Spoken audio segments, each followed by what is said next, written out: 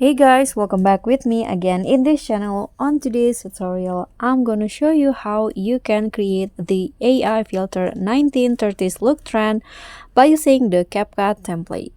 So in here, just open your CapCut and head to the templates tab at the bottom. Here you can see now in my country, this is the TikTok trend right now. So what you need to do, if you cannot find it in the For You tab, you can just type in the search column AI 1930, and after that there will be lots of templates that you can use. So you can just choose one between the templates, click on the use template, and then just select your photos. So here, insert your photo. Okay, I'm going to select this one.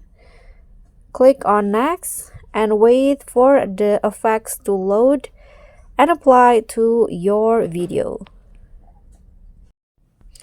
Okay, so now the effect has been applied to my photo and now it looks like this.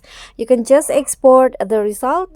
And that's all for me. Thank you so much for watching. Don't forget to like, comment, and subscribe, and also click on thanks. Bye.